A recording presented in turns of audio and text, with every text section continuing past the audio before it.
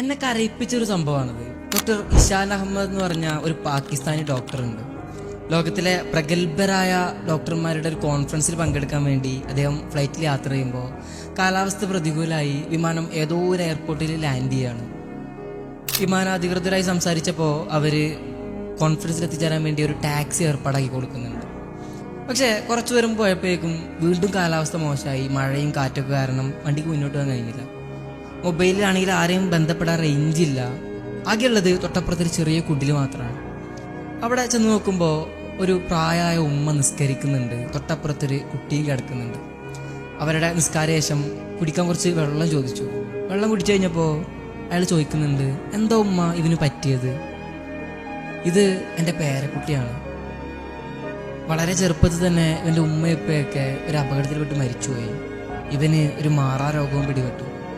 എൻ്റെ കയ്യിലുള്ള എല്ലാ സമ്പത്തും വിറ്റിട്ടാണ് ഞാനിവനെ ചികിത്സിച്ചത്. പക്ഷേ ഒരു മാറ്റമല്ല. ഇപ്പോൾ നാട്ടുകാർ പറയുന്നുണ്ട് തെക്കൻ പാകിസ്ഥാനിൽ ഒരു വലിയ ഡോക്ടറുണ്ട്, അദ്ദേഹത്തെ കണ്ടാൽ ചിലപ്പോൾ ഇവൻ്റെ രോഗം മാറിയേക്കുന്നു. പക്ഷേ അദ്ദേഹത്തെ കാണാൻ ഒരുപാട് പണം ആവശ്യം വരും, കുറേ കാലം കാത്തിരിക്കേണ്ടിയും വരും. അതുകൊണ്ട് എനിക്ക് ചികിത്സിക്കാൻ ഒരു വഴിയില്ല. എന്നാലും ഞാൻ ദിവസവും അള്ളാഹുവിനോട് പ്രാർത്ഥിക്കുന്നുണ്ട് എന്തെങ്കിലുമൊക്കെ ഒരു വഴി തുറന്നു തരാൻ വേണ്ടി. അയാൾ ചോദിക്കുന്നുണ്ട്, എന്താണ് ഉമ്മ ആ ഡോക്ടറുടെ പേര്? പറയുന്നു, ഇഷാൻ അഹമ്മദ്. അയാൾ അവിടെ ഇരുന്ന് കരഞ്ഞു പോവാണ്. ചോദിക്കുന്നുണ്ട്, എന്താ മോനെ കരയുന്നേ? ഒരു മറുപടി പറയുന്നത്, ഉമ്മ, ഞാനാണ് നിങ്ങളെ അന്വേഷിക്കുന്ന ആ ഇഷാൻ അഹമ്മദ്. നിങ്ങളുടെ പ്രാർത്ഥനയാണ് എവിടെയോ എത്തേണ്ട എന്നെ ഈ നാട്ടിലെ ഈ കൂരയിലെത്തിച്ചത്.